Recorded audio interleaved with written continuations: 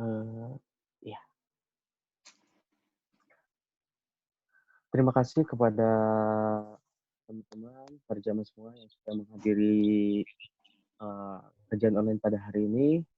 Mungkin karena kita sudah melewati jam, eee, tayang lah ya istilahnya. Saya mulai aja dengan bismillahirrahmanirrahim. Assalamualaikum warahmatullahi wabarakatuh. Alhamdulillahirabbil alamin. Alhamdulillahirabbil alamin. Alhamdulillahilladzi hada li hada wa ma kunna liyahtadiya laula an hadanallah. Laqad ja'at rasulu rabbina bil haqq wa unzil antil kumul jannatu ursitu ma bima kuntum ta'lamun. Asyhadu an la ilaha illallah wa asyhadu anna Muhammadan abduhu rasuluh sallallahu alaihi wa ala alihi wa sahbihi ajmain. Amma ba'du. Pertama-tama yang paling utama marilah kita panjatkan puji serta syukur kepada Allah Subhanahu wa taala atas limpahan nikmat-Nya yang telah diberikan serta atas rahmat dan karunia-Nya sehingga kita bisa bersama-sama menghadiri kajian online pada hari ini dalam keadaan sehat walafiat.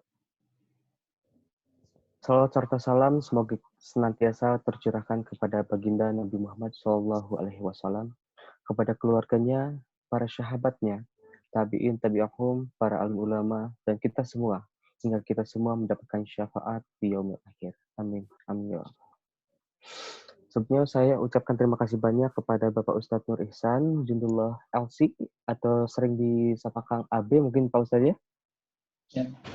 Ya, beliau ada selaku pengisi pada kajian online pada hari ini, dan juga tidak lupa kepada Ibu Yeni Puspita Tanjung, selaku Kodir Bidang Akademik dan Kemahasiswaan, dan juga para dosen, staf, alumni, mahasiswa Akademi Farmasi Bumi Siliwangi, dan juga jemaah sekalian yang telah menyempatkan bergabung dalam kajian online pada hari ini.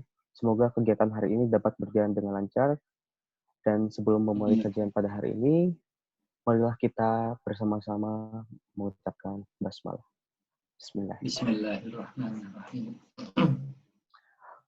Untuk selanjutnya, mungkin saya mengingatkan kembali untuk para jemaah sekalian, ketika nanti kajian berlangsung, Bapak Ustadz menyampaikan, memberikan ilmu kepada kita, diharapkan untuk memute audio di gadget teman-teman semua. Kalau belum ada yang tahu bagaimana cara meng-mute-nya, nanti di sana ada tanda mic dan langsung klik aja sampai ada silang garis miring berwarna merah. Dan untuk acara pada hari ini, saya akan membacakan terlebih dahulu susunan acaranya, dimulai dari pembukaan yang telah disampaikan oleh saya tadi. Selanjutnya nanti ada pembacaan ayat suci Al-Quran oleh Muti Ajeng. Selanjutnya baru kita masuk ke kajian online, dan tidak lupa juga nanti di akhir segmen kita akan mengadakan sesi tanya jawab. Dan tentunya diakhiri dengan doa bersama yang akan dipimpin oleh Bapak Ustadz. Untuk itu langsung saja saya akan memulai acara pada siang hari ini dengan pembacaan ayat suci Al-Quran oleh Muti Aceh. Untuk waktu, mangga dipersilakan.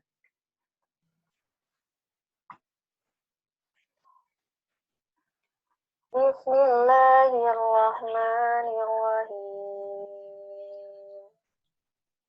Ya ayyuhalladzina amanu ista'inu bis sabri was salah.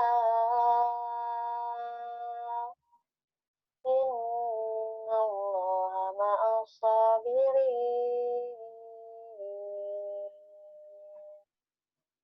Wala taqulu liman yuqtalu fi sabilillahi amwat, bal ahya'un walakin la tash'urun. وَلَنَبْلُوَنَّكُم بِشَيْءٍ مِّنَ الْخَوْفِ وَالْجُوعِ وَنَقْصٍ مِّنَ الْأَمْوَالِ وَالْأَنفُسِ وَالثَّمَرَاتِ وَبَشِّرِ الصابرين.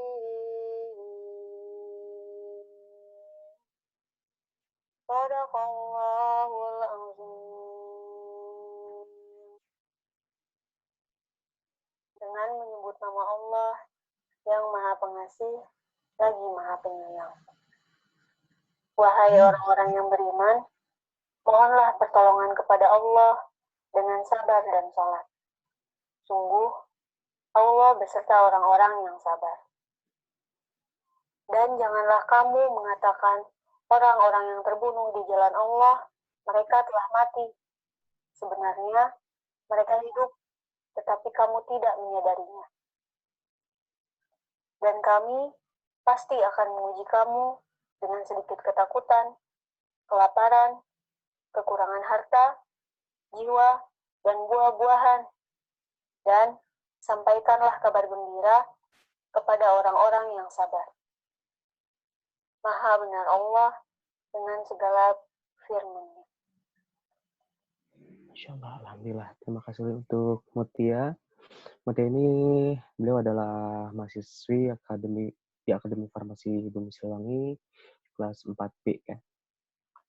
Dan tidak lupa juga, tidak terasa ya, nampaknya kita sudah memasuki ke hari 28 di bulan Ramadan ini. Semoga di 2 hari yang tersisa kita dapat menjalankan dengan sempurna. Amin. Amin. Ya Allah. Sesaat lagi kita akan mendengarkan langsung kajian yang akan disampaikan oleh Bapak Ustadz Haji Nur Ihsan Jindullah. Namun sebelumnya, saya akan membacakan terlebih dahulu CV dari Bapak Ustadz ini. Bapak Ustadz ini dengan nama lengkap Bapak Haji Nur Ihsan Jindullah LC. Beliau beralamat di Jalan Tirta Indah, Cimahi Selatan. Statusnya, untuk statusnya ini bagi jamaah-jamaah perempuan nih yang masih jomblo, jangan ini ya, nanti jangan baper, jangan galau karena Bapak Ustadz ini sudah menikah dan sudah dikaruniai, betul Pak Ustadz? Ya. Iya, dan sudah dikaruniai 2 orang anak laki-laki dan 1 perempuan. Dan untuk pendidikannya Pak Ustadz ini terakhir di S1 Universitas Ummul Qura Makkah Al-Mukarramah, betul Pak Ustadz? Ya, betul. Iya, mengambil fakultas atau jurusan di syariah dan aktivitasnya sehari-hari ini Pak Ustadz mengajar. Nah, untuk itu kita langsung saja pada acara utama kita pada siang hari ini, memasuki kajian online oleh Pak Ustadz Nur Ihsan Jindullah. Untuk waktu saya persilakan Pak Ustadz. Enggak. Kita sampai jam berapa? 45 menit dari sekarang saja Pak Ustadz. Siap. Nggak sampai maghrib berarti ya? Enggak. Takutnya ibu-ibu di sana sama bapak-bapaknya. Siap. Diprotes ya. Baik. Bismillahirrahmanirrahim. Assalamualaikum warahmatullahi wabarakatuh. Waalaikumsalam. Assalamualaikum warahmatullahi wabarakatuh. Alhamdulillah. Alhamdulillahirabbil alamin. Wassalatu wassalamu ala asyrafil anbiya'i wal mursalin wa ala alihi wa ashabihi ajmain. Rabbi syrah li sadri wa yassir li amri wahlul 'uqdatam min lisani yafqahu qawli. Allahumma la sahla illa ma ja'altahu sahla wa anta taj'alul hazna idza syi'ta sahla. Allahumma la ilma lana illa ma 'allamtana innaka antal alimul hakim. Allahumma 'allimna ma yanfa'una wanfa'na bima 'allamtana wa zidna ilman wa 'amalan ya rabbal alamin. Amma ba'du. Rekan teteh yang Allah muliakan, khususnya Bu Yeni tadi ya. Alhamdulillah siang ini kita masih dikasih kesempatan buat selalu kumpulkan amal terbaik kita. Mudah-mudahan semua aktivitas kita jadi amal soleh. Mudah-mudahan semua yang kita kerjakan dari awal Ramadan sampai tanggal 28 ini dicatat jadi kebaikan untuk kita semua di akhirat, di dunia insya Allah. Dan ya, mudah-mudahan yang tersisa 2 atau 3 hari ke depan, kalau nggak hari Sabtu, mungkin hari Ahad, ya, kita Idul Fitri. Mudah-mudahan semangatnya tetap terjaga. Jangan sampai kendor di akhir, padahal sudah semangat di awal. Karena yang berhasil itu bukan yang semangat di awal, tapi kendor di akhir, tapi yang bertahan sampai akhir. Husnul khotimah. Yang awalnya buruk, akhirnya baik, itu lebih istimewa daripada yang awalnya baik, tapi akhirnya buruk. Yang itu memang awalnya baik, tengahnya baik, akhirnya juga baik gitu. Mudah-mudahan ya semangatnya nggak turun, setiap hari selalu lebih baik dari hari-hari sebelumnya insya Allah. Kalau Sayyidina Ali bin Abi Thalib, sahabat Rasulullah, kata beliau, orang celaka itu orang yang lebih jelek dari hari kemarin. Orang rugi itu orang yang sama seperti kemarin. Orang beruntung itu orang yang lebih baik dari hari kemarin. Termasuk ya Ramadan tahun ini juga harus lebih baik dari Ramadan tahun kemarin. Supaya kita beruntung ya. Walaupun kondisinya memang nggak sekondusif Ramadan tahun lalu. Lebih berat dari Ramadan tahun lalu. Ya. Tantangannya memang lebih besar. Tapi tantangan besar itu biasanya pahalanya juga besar. Karena ganjaran itu selalu setimpal dengan kesulitan. Makin susah, makin besar pahalanya. Makin mudah, ya makin menyesuaikan juga pahalanya. Gitu.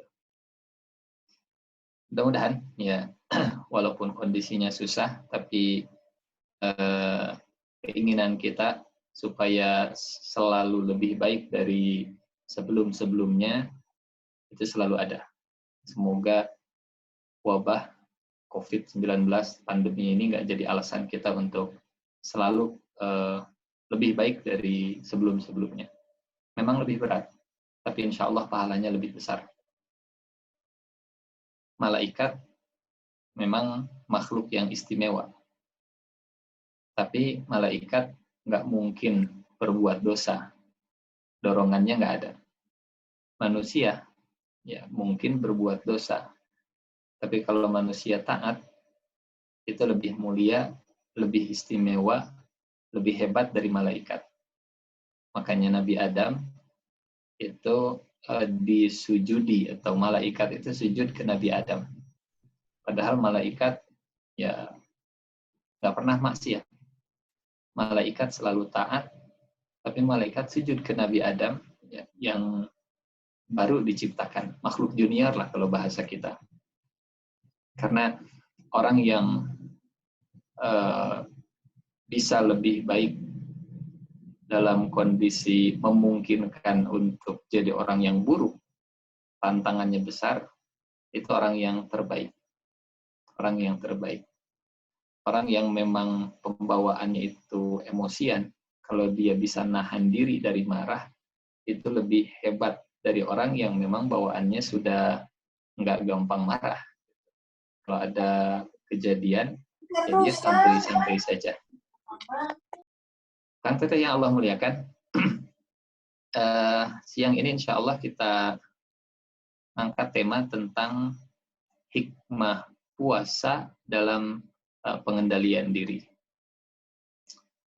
Ada yang luar biasa dari bulan Ramadan ini.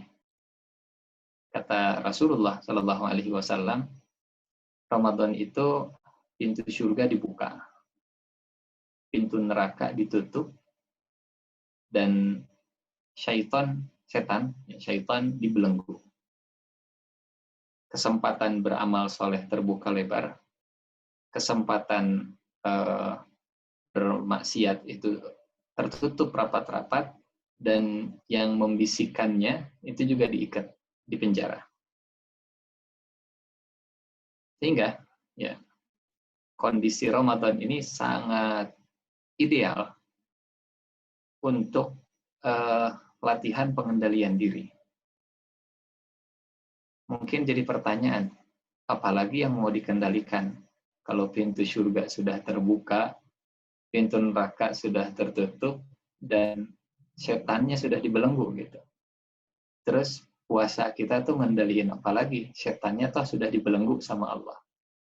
Itu sebabnya judulnya itu bukan pengendalian setan, tapi pengendalian diri. Karena di bulan Ramadan setannya sudah dibantu oleh Allah untuk kita. Kita dibantu oleh Allah, setannya dipenjara. Wasuffidatis syayatin wasul silatis syayatin. Akan teteh yang Allah muliakan, tugas kita di bulan Ramadan lebih ringan.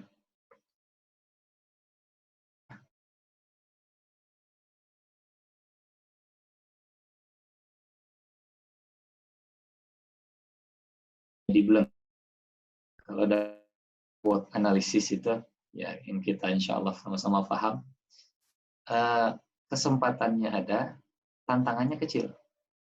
Setannya sudah dibelenggu. Tapi kadang muncul pertanyaan gini, Ustadz, kan setan dibelenggu, tapi kok bawaan ngomongin orang tuh masih ada ya? Pengen pengen gibah itu, ngegosip itu kayaknya masih enak ya rasanya. Kok masih gampang kepancing emosi ya? Si gampang marah-marah misalkan. Katanya setan dibelenggu, tapi kok kemaksiatan masih ada. Tapi kok kriminalitas masih banyak. Tapi kok, dan seterusnya. Padahal setan sudah dibelenggu. Nah, di sini kita paham kalau ternyata yang harus dibelenggu itu bukan cuma setan. Yang harus dibelenggu itu diri kita. Atau bahasa Arabnya nafs. Nafas itu artinya diri atau jiwa.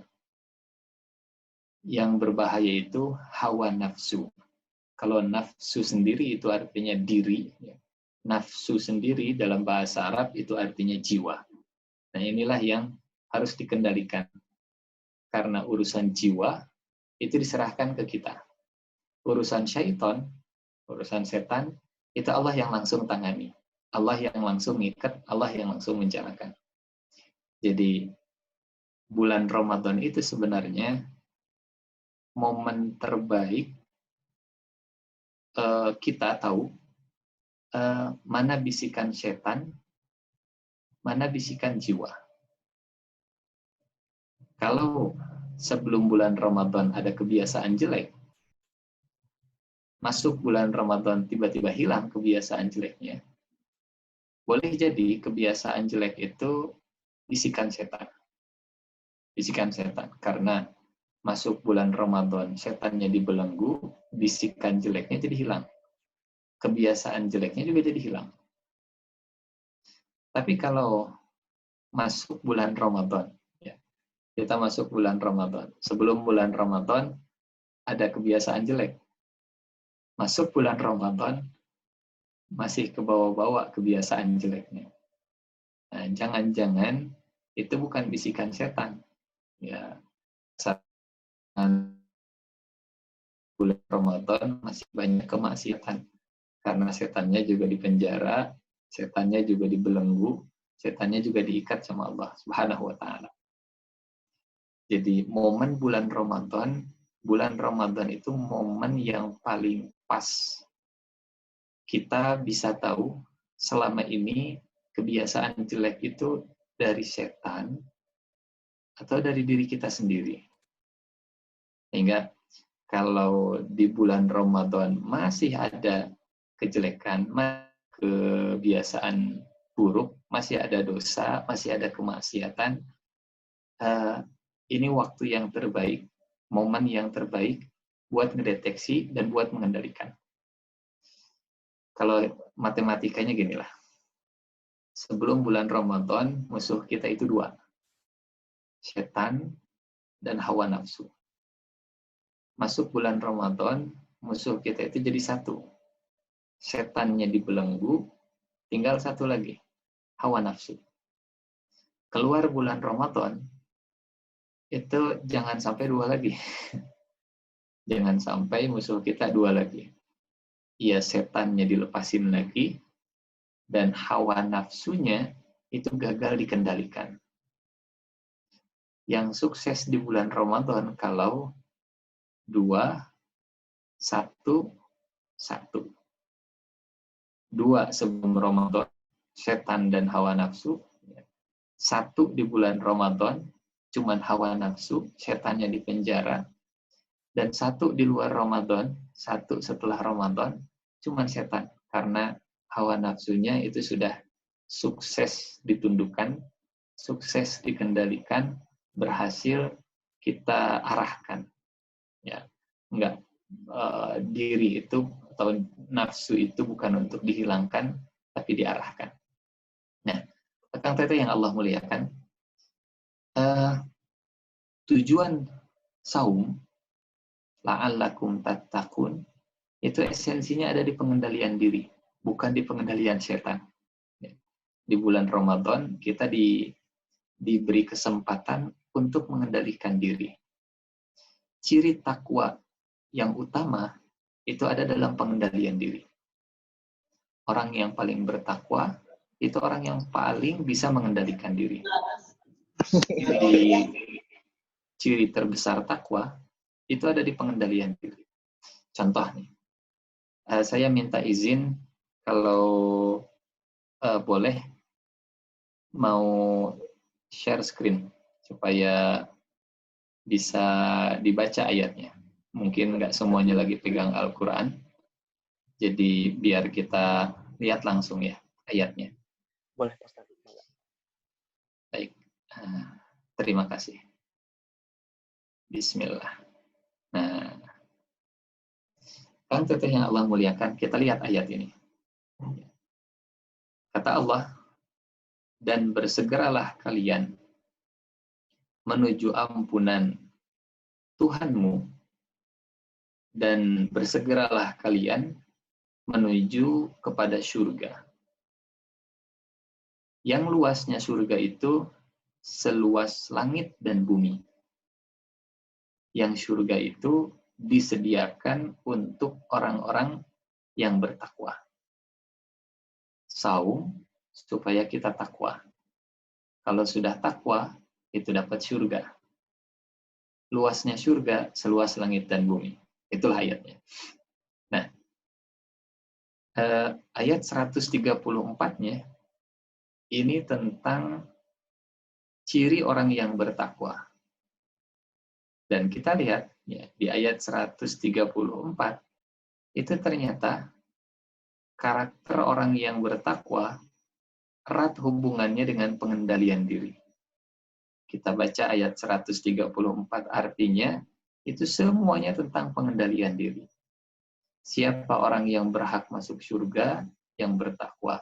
Siapa orang yang bertakwa yang bisa mengendalikan diri? Apa saja bentuk pengendalian dirinya? 1, yaitu orang-orang yang menafkahkan hartanya di waktu lapang maupun sempit. Kira-kira ini pengendalian diri terhadap apa? Saya kira insya Allah kita bisa menjawab ya. Mengendalikan diri dari kebakhilan, kekopetan, kekoretan, kebakhilan, kemeregehesean, kedekut, dan seterusnya. Karena nggak ada orang yang bertakwa yang bakhil. Nggak ada orang yang bertakwa yang pelit. Orang bertakwa itu mereka pasti akan berinfak. Ya. Baik dalam kondisi lapang dan juga dalam kondisi sempit. Memang nggak gampang ya. Jadi orang yang bertakwa. Nggak gampang orang yang bisa mengendalikan dirinya dari sifat bakhil. Saya kira kalau berinfak, bersedekah dalam kondisi lapang, ini ya lebih mudah lah insya Allah. Punya pemasukan misalkan 2 juta, 3 juta.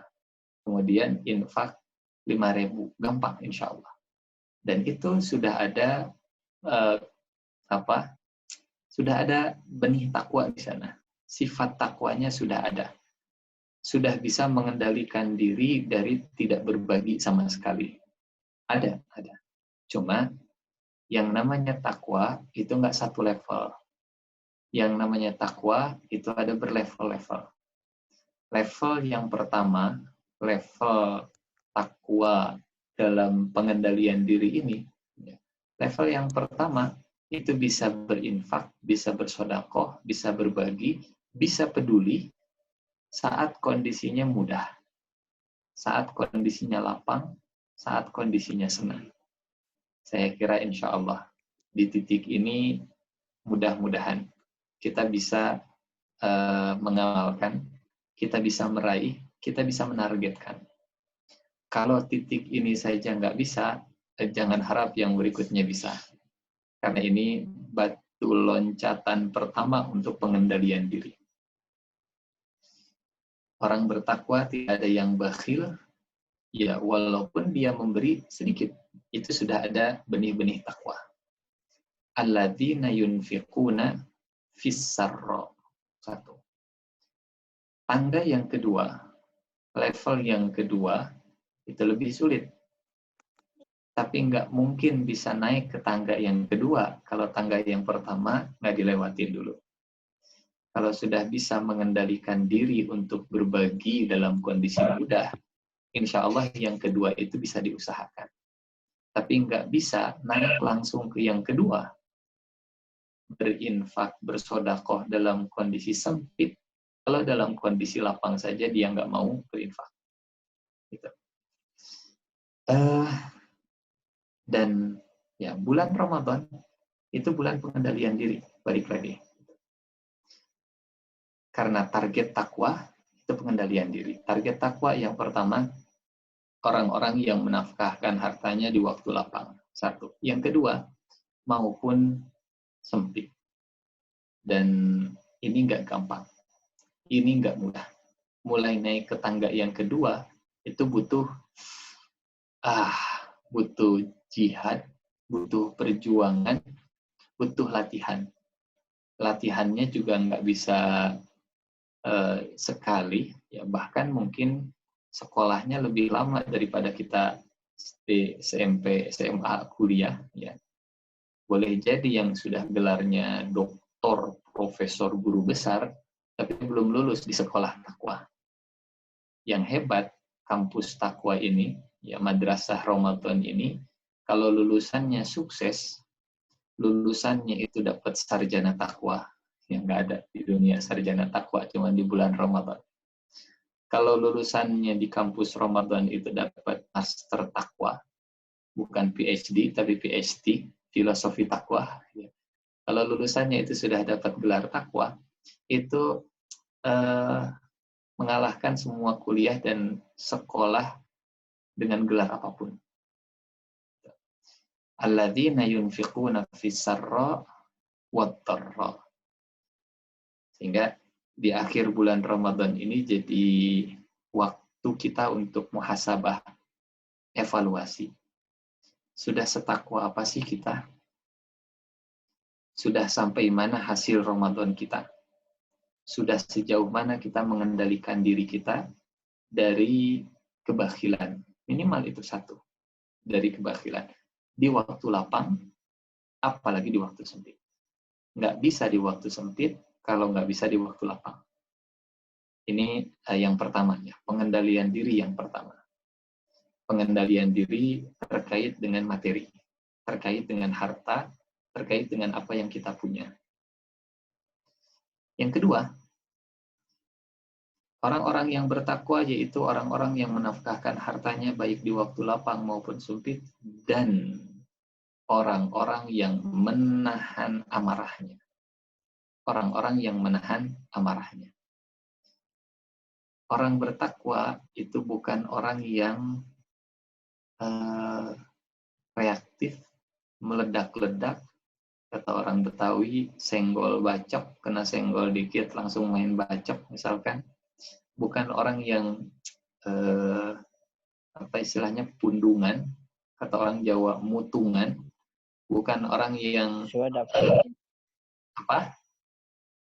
bukan orang yang sensian, ya, tapi orang yang mampu menahan amarahnya. Wal kadhiminal ghaidh.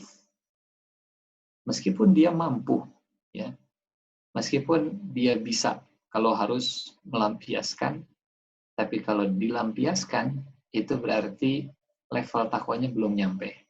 Artinya level yang ketiganya itu belum nyampe. Level yang pertama tadi, pengendalian dalam masalah harta dalam kondisi lapang. Level yang kedua, pengendalian diri terkait dengan materi dalam kondisi sempit. Level yang ketiga, pengendalian emosi.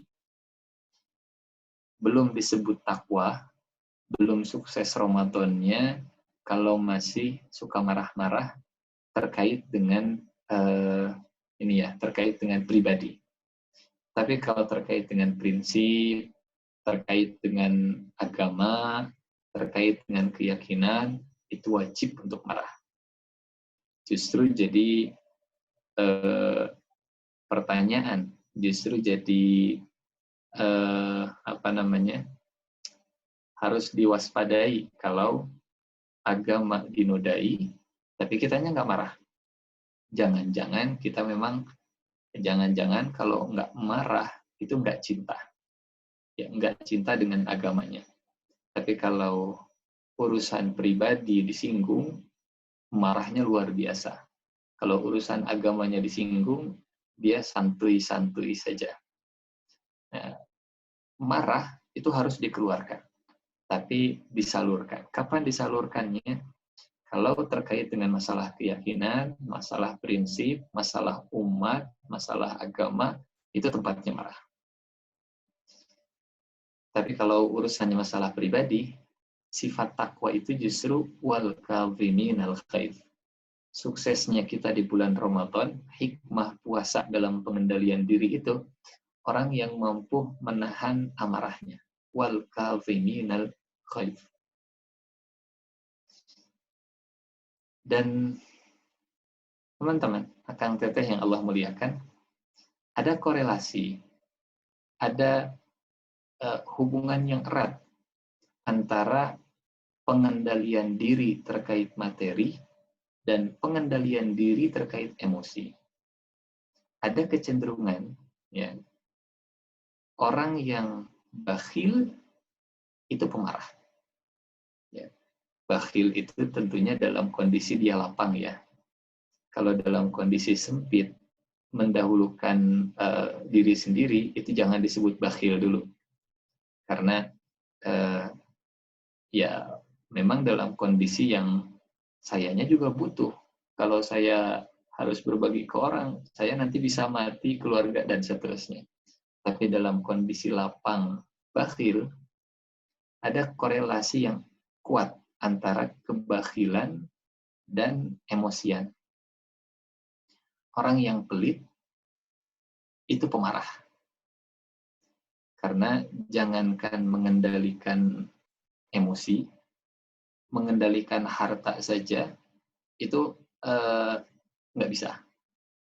Melepaskan dalam kondisi lapang, dalam kondisi mudah saja, itu nggak bisa. Apalagi mengendalikan emosinya. Ini makna ayat orang yang menafkahkan hartanya baik di waktu lapang maupun sempit, dan orang yang menahan amarah. Karena orang yang paling peramah biasanya adalah orang yang paling pemurah. Makin dermawan, makin someah, kata orang Sunda. Makin dermawan seseorang, biasanya makin ramah. Makin pelit seseorang, biasanya makin pemarah. Makin pemarah. Sehingga ada hubungan antara bakhil materi dengan bakhil hati. Bakhil materi dengan bakhil hati. Yang dermawan materinya, cenderung dermawan juga hatinya. Dermawan hati itu maknanya bisa mengendalikan amarah, bisa mengendalikan emosi. Itu yang ketiga, ya. Hikmah puasa dalam pengendalian diri. Satu, mengendalikan diri dari sifat bakhil dalam kondisi lapang. 2, mengendalikan diri dari sifat bakhil atau mengendalikan diri supaya bisa mendahulukan orang. Dan yang ketiga, dan itu bisa. Artinya bukan cuma teori, bukan hanya sekedar khayalan, itu banyak pernah kejadian. Kalau kita cerita banyak ceritanya. Contoh misalkan, ini kita loncat ke ayat yang lain. Istilahnya, ya, mendahulukan orang dalam kondisi dianya juga butuh. Istilah Al-Qur'annya ithar. Akhlaknya namanya akhlak ithar. Di surat Al-Hasyr. Nah, ini ayatnya. Dan mereka orang Ansor itu orang yang tinggal di Madinah, orang yang nyambut Rasulullah waktu hijrah. Itu namanya orang Ansor. Dan mereka orang Ansor, kata Allah, tidak menaruh keinginan dalam hati terhadap apa yang diberikan kepada orang Muhajirin. Dan mereka mengutamakan orang Muhajirin di atas diri mereka sendiri. Padahal mereka dalam keadaan susah. Ditutup ayatnya itu dengan kalimat, dan siapa yang dipelihara dari kekikiran dirinya, mereka itulah orang-orang yang beruntung. Teman-teman, Kang Teteh yang Allah muliakan, ini bukan cuma sekedar teori yang nggak bisa dipraktekkan, ini pernah dipraktekkan. Jadi, dalam kondisi saya juga butuh, saya orang Ansor, dalam kondisi kami juga butuh, kami bisa membantu saudara-saudara kami. Nah, seorang yang seperti ini, itu bisa dipastikan orang yang paling mampu mengendalikan dirinya dari ledakan emosi dan ledakan amarah. Bahkan yang lebih ekstrim lagi, teman-teman, Kang Teteh yang Allah muliakan, di peristiwa namanya Perang Yarmuk. Ada perang namanya Perang Yarmuk, bukan Perang Carmuk, ya. Perang Yarmuk. Di Perang Yarmuk itu ada cerita anaknya Abu Jahal, namanya Ikrimah. Anaknya Abu Jahal masuk Islam. Walaupun bapaknya itu Fir'aun, ya, Fir'aun umat ini, tapi yang namanya hidayah itu nggak bisa disangka-sangka. Anaknya Abu Jahal saja dapat hidayah, masuk Islam. Jadi jangan pernah menutup hidayah dari siapapun. Umar bin Khattab dulu mau bunuh Nabi, tapi waktu Nabi meninggal, Umar bin Khattab malah yang paling kencang teriaknya. Kata Umar, yang bilang Nabi meninggal, saya bunuh, saya penggal lehernya. Padahal Umar bin Khattab yang pernah bilang, saya akan penggal leher Muhammad. Pas Rasulullah meninggal, saya akan penggal yang bilang Rasulullah meninggal. 180 derajat kalau sudah dapat hidayah, itu ceritanya unik-unik. Nah, Ikrimah, anaknya Abu Jahal, masuk Islam. Ikut di perang namanya Perang Yarmuk. Perang Yarmuk itu lawan orang Romawi. Orang bule, orang barat, orang Romawi. Di Perang Yarmuk, Ikrimah itu meninggal. Nah, waktu Ikrimah sekarat, Ikrimah kehausan. Kata Ikrimah, air, air, air. Akhirnya ada yang datang bawa air.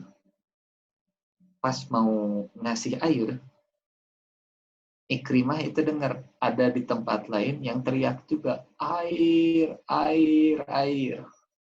Kata Ikrimah, anaknya Abu Jahal ini ya, dahulukan saudara saya dulu. Akhirnya yang bawa air ini bingung. Ikrimahnya juga kehausan, tapi Ikrimahnya nyuruh dahulukan dulu yang lain. Akhirnya pergi ke yang minta air. Orang kedua pas mau minum, Dengar ada teriakan lagi. Air, air, air, air. Kata orang kedua, dahulukan saudara saya yang lain. Datang si pembawa air ke orang ketiga. Orang ketiga, dengar juga orang keempat yang teriak, air, air. Teman-teman, 10 orang itu semuanya mendahulukan yang lain. Di tengah sakaratul maut. Ini bukan dongeng, ini bukan novel, ini bukan khayalan, ini bukan cerita kosong, ini bukan hoax, ini kisah asli, kisah nyata. Sampai si pembawa air itu ke orang yang ke-10, kata orang yang ke-10, air. Datang ke orang 10, kata orang 10, ada yang dengar lagi, air. Suaranya Ikrimah. Kata orang ke-10, dahulukan Ikrimah dulu. Dahulukan Ikrimah dulu. Si pembawa air datang, pas datang ke Ikrimah, ternyata Ikrimah sudah meninggal. Lari ke orang kedua meninggal. Lari ke orang ketiga, meninggal. Keempat, kelima, keenam. Singkat cerita, 10-10-nya meninggal dunia. Kenapa mereka meninggal dunia? Ini ekstrim memang contohnya ya. Mendahulukan saudaranya, mendahulukan nyawa saudaranya dari nyawa dirinya. Ini di atas rata-rata. Di atas rata-rata. Tapi inilah takwa. Level takwa. Hingga kata Allah tadi, wal kadhi'u yunfiquna fis sarra'i wad dharra wal kadhiminal ghaidh. Dan orang-orang yang menahan marahnya. Yang berikutnya, pengendalian diri atau karakter orang yang bertakwa dalam perspektif pengendalian diri. Yang keempat, itu mengendalikan diri supaya nggak dendam. Makin susah lagi. Mengendalikan diri supaya nggak dendam. Wal afina anin nas, dan memaafkan kesalahan orang. Orang bertakwa itu bukan orang yang mendendam. Orang bertakwa bukan orang yang selalu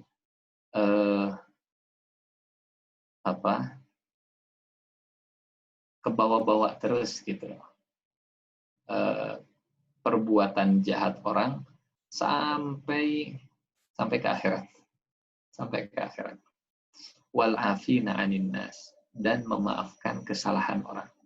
Nah, teman-teman, Kang Teteh yang Allah muliakan, di akhir bulan Ramadan atau kita berapa menit lagi?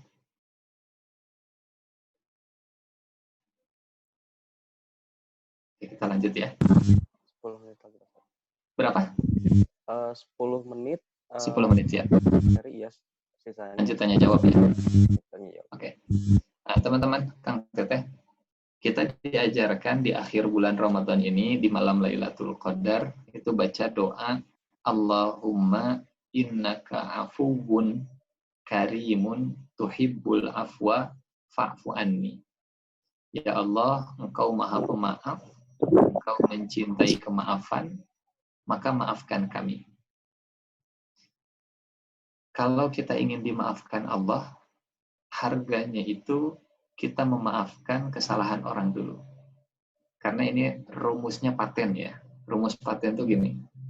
Kalau pengen disayang Allah, sayangi makhluk Allah. Kalau pengen dibantu Allah, bantu hamba Allah. Kalau pengen dimudahkan urusannya oleh Allah, mudahkan urusan makhluk Allah. Kalau pengen dilimpahkan rizkinya oleh Allah, lapangkan rizki hamba Allah. Kalau pengen ditutup aibnya sama Allah, tutup aib hamba Allah. Kalau pengen dibahagiakan Allah, bahagiakan makhluk Allah. Rumusnya selalu sama. Kalau pengen dikasih hidayah sama Allah, jadi jalan hidayah buat makhluk Allah. Kalau pengen dimaafkan Allah, maafkan makhluk Allah. Karena lucu nantinya kalau kita berdoa, ya Allah, Engkau maha pemaaf, innaka afuwun tuhibbul afwa fa'fu anni. Maafkan saya ya Allah, tapi saya nggak akan memaafkan si fulan.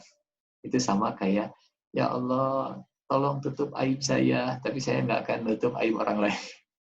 Ya Allah, lapangkan rezeki saya, tapi saya nggak akan berbagi ke orang lain. Ya Allah, bantu saya, tapi saya nggak akan membantu orang lain. Antara doa dan usahanya itu nggak match, nggak klik, nggak nyambung. Ada harga yang harus dibayar saat kita ingin dimaafkan Allah, saat kita berdoa di malam Lailatul Qadar dengan doa kemaafan, Allahumma innaka afuwun tuhibbul afwa fa'fu anni. Harganya adalah memaafkan kesalahan orang semampu kita. Ya, tentunya dengan proses.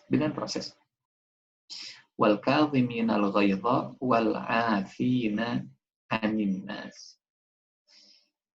Ditutup dengan level takwa yang berikutnya. Ini bisa kita sebut puncak atau rangkuman dari semua pengendalian diri. Rangkuman dari semua pengendalian diri. Apa itu? Wallahu yuhibbul muhsinin. Dan Allah mencintai orang-orang yang berbuat ihsan. Muhsin itu pelaku ihsan. Apa itu ihsan? Kalau terjemahan bahasa Indonesianya berbuat kebajikan. Tapi ihsan itu punya makna, punya arti. Apa itu arti ihsan? Rasulullah pernah kedatangan malaikat Jibril. Kata malaikat Jibril, apa itu Islam? Kata Rasulullah, Islam itu syahadat, sholat, saum, zakat, haji. Apa itu iman? Kata Rasulullah, iman itu percaya ke Allah, malaikat, kitab, rasul, hari akhir, qada dan qadar. Apa itu ihsan? Apa itu ihsan? Kata Rasulullah Shallallahu Alaihi Wasallam, ihsan itu engkau beribadah seperti melihat Allah, atau engkau dilihat Allah. Itu namanya ihsan. Bekerja, belajar, kuliah, beramal, merasa diawasi Allah, merasa dilihat Allah. Dan itulah pengendalian diri yang paling besar. Karena teman-teman, Kang Teteh, nggak ada pengendalian diri kalau nggak merasa diawasi Allah. Kalau diawasi manusia, itu pengendalian dirinya semu. Pengendalian dirinya itu musiman. Contoh, lagi ujian di kelas. Ada dosen pengawas. Banyak pertanyaan yang kita nggak bisa jawab. Akhirnya kita bisik-bisik ke kanan kiri. Nomor 3 naon? Bisik-bisik kita. Nomor 3 apa? Nomor 3 apa? Kata teman kita yang ditanya, ada dosen ngeliatin. Akhirnya yang dia lihat, dosen masih ngawasin. Dosennya keluar kelas, ya, dia bisik-bisik lagi. Nomor 3 apa? Karena dosen pengawasnya sudah keluar, akhirnya dikasih tahu. Nomor 3 jawabannya B. Karena multiple choice misalkan. Ternyata dia nggak bisa mengendalikan diri untuk terus jujur, karena dia cuma merasa diawasi manusia. Tapi kalau gini, nanya ke sebelahnya, nomor 3 naon? Nomor 3 apa? Kata yang ditanya, ada Allah yang mengawasi kita. Ada Allah yang melihat kita. Yang selalu merasa diawasi Allah, itu pengendalian dirinya jauh lebih konsisten. Kenapa? Ada atau nggak adanya pengawas, saya nggak peduli. Karena saya selalu diawasi Allah. Ada atau nggak adanya dosen, saya akan tetap jujur. Karena saya selalu diawasi Allah. Nah, wallahu yuhibbul muhsinin. Dan inilah ya yang dilahirkan dari puasa. Karena orang yang berpuasa itu, dia nggak peduli pandangan manusia. dia berusaha supaya dia nggak batal.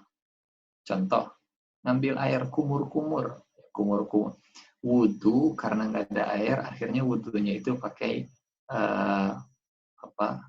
aqua botol. Punten sebut merek ya, pakai aqua botol. Dibuka aqua botolnya, kemudian kumur-kumur. Waktu dia kumur-kumur, dia berusaha supaya nggak ada setetes air yang masuk ke badannya, yang masuk ke perutnya. Kenapa? Nggak ada orang yang lihat, nggak ada orang yang ngawasi. Cuman ada perasaan lebar bisi batal. Nggak ada yang ngawasi. Tapi karena yakin saat saum itu, Allah tahu kok kalau saya batal. Toh ini hubungannya kita dengan Allah saja. Karena saum itu melatih diri kita diawasi Allah saja. Karena saum itu melatih diri kita nggak peduli dengan pandangan manusia. Saya yakin Allah tahu. Saya batal atau enggak Allah tahu. Nah, itulah yang dinamakan muhsin. Itu yang disebut orang-orang yang dalam ibadahnya diawasi Allah. Kalau sudah diawasi Allah atau merasa selalu diawasi Allah, pengendalian diri itu jauh lebih konsisten. Pengendalian diri dalam kejujuran, supaya nggak bohong, karena Allah tahu. Lisan mungkin bohong, tapi hati Allah bisa baca, bisa lihat.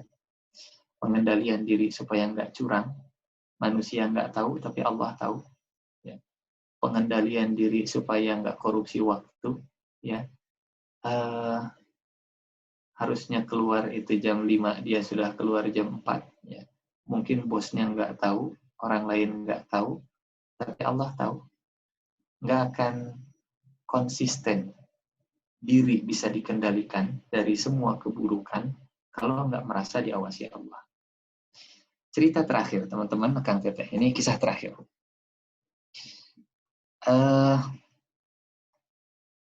Kisah atau cerita tentang penjual susu murni. Wanita penjual susu murni. Cukupkan ya share screen-nya. Cerita tentang penjual susu murni. Cerita ini asli, ya bukan hoax, bukan rekayasa. Cerita asli. Cerita di zaman Umar bin Khattab. Umar bin Khattab punya kebiasaan kalau malam blind surveillance. Keliling, ngontrol kondisi masyarakat, ngecek ya, malam-malam apa sih yang dikerjakan rakyatnya Umar bin Khattab. Pergi Umar bin Khattab. Istirahat, ya, di tengah malam di satu dinding rumah. Istirahat Umar bin Khattab. Ternyata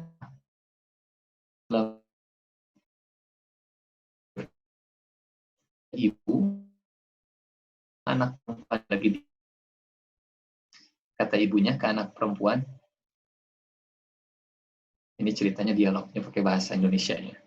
Teh, tolong campur air susu dengan air supaya untungnya lebih banyak.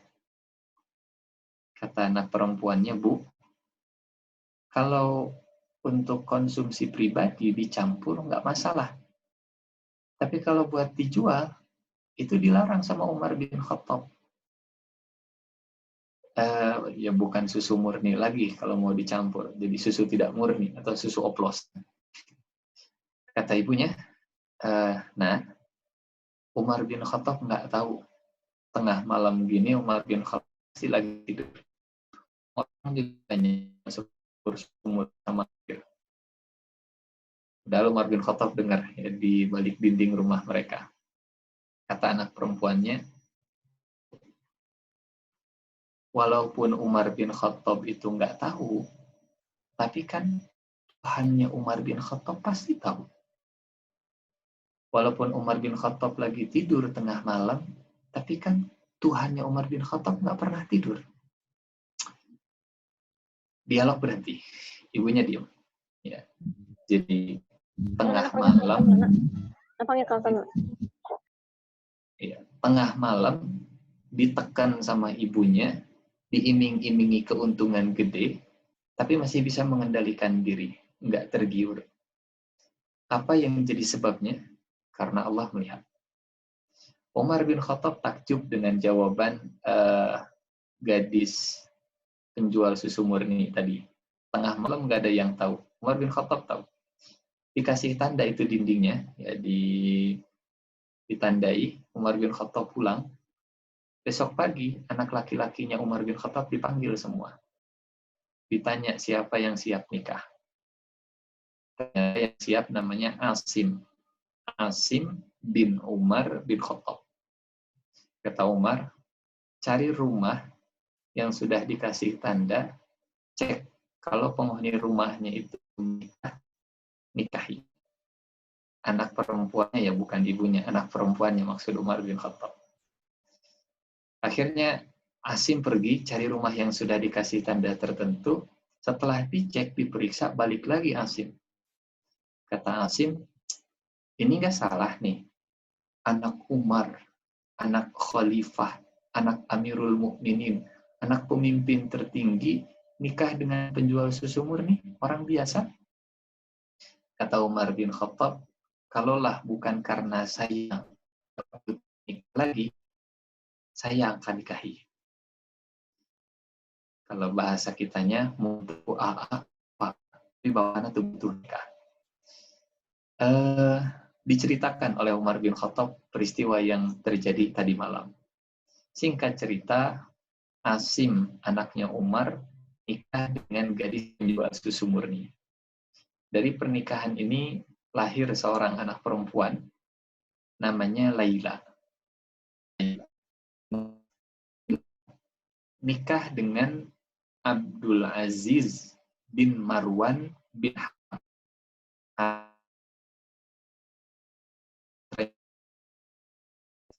Dari pernikahan Laila dengan Abdul Aziz, lahir anak laki-laki yang saat memimpin, ya, hanya 2,5 tahun memimpin umat Islam, itu bisa membawa kesejahteraan ke umat Islam. Bahkan orang mustahik dulu setelah anak ini jadi pemimpin, itu 2,5 tahun sudah jadi muzaki.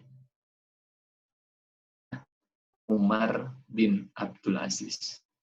Silahkan cari, silahkan baca profil sejarah tentang pemimpin yang bernama Umar bin Abdul Aziz. Cicitnya Umar bin Khattab. Jadi sekarang kita tahu, kalau mau mencetak anak seperti Umar bin Abdul Aziz, caranya ya menikah dengan penjual susu murni. Caranya bukan gitu, tapi caranya merasa diawasi Allah supaya selalu terkendali dari semua keburukan, semua kecurangan. Ini hikmah puasa dalam pengendalian diri dari surat Ali Imran ayat 134. Mudah-mudahan jadi inspirasi untuk kita semua. Mudah-mudahan jadi bekal amal soleh. Mudah-mudahan jadi ilmu yang bermanfaat. Saya kembalikan lagi ke moderatornya. Silakan, Mangga. Assalamualaikum warahmatullahi wabarakatuh. Waalaikumsalam. Terima kasih Pak. Menarik ya materi pada kali ini, saya sampai ini baru ya, dan mungkin juga Pak untuk jemaah sekalian. Dan mungkin langsung saja bagi para jemaah sekalian, mungkin ada yang ingin ditanyakan kepada Pak Ustadz, Mangga. Silakan. Saya ingatkan untuk teman-teman semua, para jemaah sekalian, jika ingin ada yang bertanya, mohon si mic yang ada di audionya, si tanda audionya dipencet sampai tidak ada tanda silang. Terima kasih. Mungkin ada yang ditanyakan? Mangga, silakan.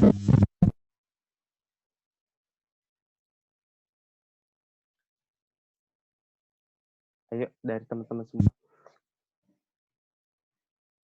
Ini sangat antusias sekali teman-teman kita. Ini ada yang sambil bekerja juga. Masya Allah, terima kasih banyak.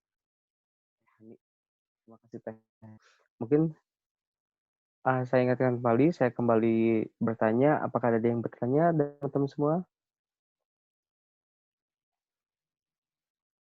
Nih, kalau nggak ada pertanyaan, kemungkinannya cuma 2. Oh, ini pertama benar-benar paham, atau yang kedua liur-liur acan. Jadi bingung apa yang harus ditanya. Mudah-mudahan yang pertama. Kalau nggak ada, mangga silakan. Silakan dari Teh Tri.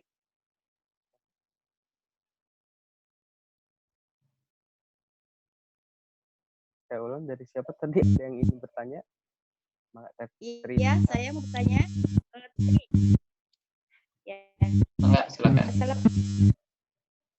Ini Ustadz, di bulan Ramadan banyak orang yang ingin berbagi ya, ingin berbagi. Nah, saya yang merasakan gini kan, niatnya ingin berbagi ke tetangga, tetapi pas sudah berbagi dikembalikan lagi tetangga pada ngasih. Nah, ada rasa bahagia, tetapi ada rasa kesedihan.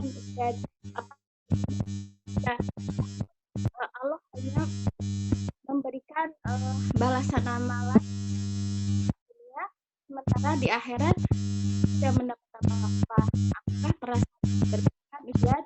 Nah, terus apakah salah ketika kita melakukan amal terus kita punya perasaan ingin dibalas sama Allah? Akhirnya ketika kita melakukan amal terus ingin balasan dari Allah, termasuk orang yang gak ikhlas dalam beramal. Mungkin itu aja Ustaz pertanyaannya. Assalamualaikum warahmatullahi wabarakatuh. Waalaikumsalam. Terima kasih buat Teh Tri. Ini punten, khawatir saya salah tangkap. Yang saya tangkap pertanyaannya, kalau kita mengharap balasan dari Allah, pertanyaannya. Iya, Kang? iya. Oke, siap. Mohon, enggak. Baik, supaya lebih yakin, kita langsung lihat ke ayat Qur'annya saja ya. Apa kata Allah tentang berharap balasan dari kebaikan. Di surat Al-Insan, ayat ke-9. Ya, ada ayat bunyinya gini. A'udzubillahi minasyaitonirrajim. Ayat 8 dan ayat 9. Wa yut'imuna at-ta'ama 'ala hubbihi miskinan wa yatiman wa asira. Tadi katanya sudah. Innama nut'imukum liwajhillah la nuridu minkum jazaan wala syukura. Dan mereka memberi makan yang mereka suka. Saya suka tenderloin, saya juga memberi orang lain tenderloin. Saya suka gurame bakar, saya kasih ke orang lain juga gurame bakar. Dan mereka memberikan makanan yang dia suka ke orang miskin, ke anak yatim, tawanan. Kemarin perang, tapi kalau sudah jadi tawanan, itu makanannya sama. Hebatnya Islam itu begitu. Jadi, walaupun kemarin hampir bunuh-bunuhan, kalau sudah jadi tawanan, kita satu makanan. Masya Allah. Sesungguhnya, kami memberi makanan kepada kamu hanyalah untuk mengharapkan keridhaan Allah. Nah, Bapak Ibu, Akang Teteh, jamaah yang Allah muliakan, saat kita memberi makan, saat kita berbagi, saat kita peduli, kemudian kita mengharap dari Allah, itu tidak bertentangan dengan ikhlas. Karena ikhlas itu bukan tidak boleh berharap. Ikhlas itu tidak berharap ke manusia. Ikhlas itu artinya memurnikan, membersihkan, memurnikan harapan dari selain Allah.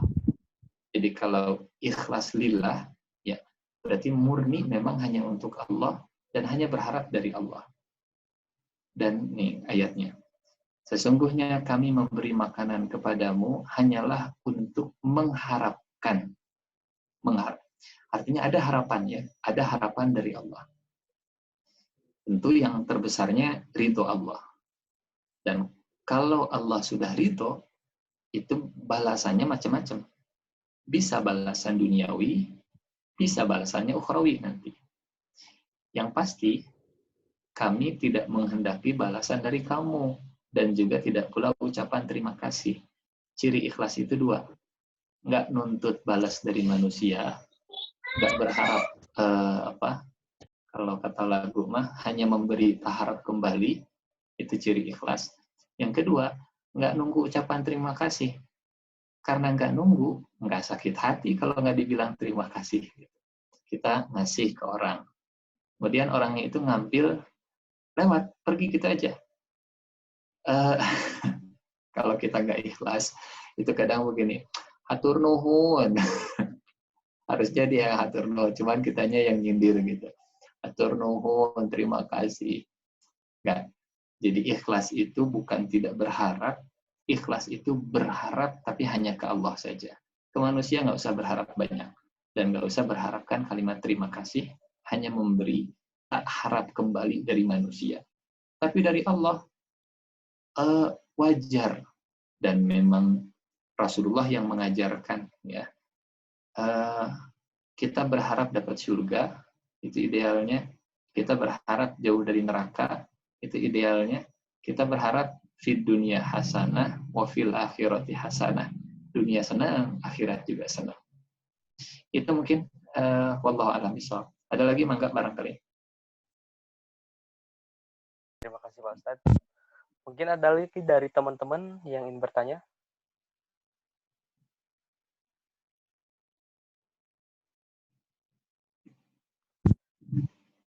Teman-teman.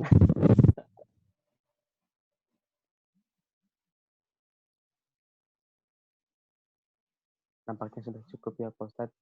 Alhamdulillah. Semoga pada kesempatan hari ini ilmu yang telah diberikan oleh Pak Ustadz dapat bermanfaat bagi kita semua. Semoga jadi Amin. Amin. Mungkin saya masih penasaran, ingin bertanya lagi kepada teman-teman jemaah yang ada di sini. Apakah ada yang ditanyakan? Tidak, seperti Pak Ustadz. Mungkin Pak Ustadz, saya mengucapkan terima kasih banyak untuk kesempatannya, untuk kesempatan Sama-sama. pada hari ini. Semoga kita semua selalu dalam lindungan Allah Subhanahu wa taala. Semoga apa yang telah diberikan oleh Pak Ustadz dapat bermanfaat bagi kita semua, dapat keberkahan bagi kita semua. Amin. Untuk itu langsung saja kita masuki penutupan. Kita doa bersama mungkin Pak Ustadz ya, yang akan dipimpin oleh Pak Ustadz langsung. Mangga Ustadz. Baik. A'udzubillahi minasyaitonirrajim. Bismillahirrahmanirrahim. Hamdan yuwafi ni'amahu wa yukafiru mazidah. Ya Rabbana lakal hamdu kama yanbaghi li jalali wajhika wa 'azimi sultanik. Allahumma shalli ala Muhammad wa ala alihi wa sahbihi wa sallim. Allahumma ighfir lana wa liwalidina wa li ikhwanina alladhina sabaquna bil iman wa la taj'al fi qulubina ghillan lil ladzina amanu rabbana innaka ra'ufur rahim. Rabbana la tuzigh qulubana ba'da idh hadaitana wa hab lana min ladunka rahmah innaka antal wahhab. Rabbana taqabbal minna innaka antas samiul alim wa tub alaina innaka antat tawwabur rahim. Rabbana atina fid dunya hasanah wa fil akhirati hasanah wa qina adzabannar. Wa sallallahu ala nabiyyina Muhammadin wa ala alihi wa sahbihi wa sallim. Walhamdulillahi rabbil alamin.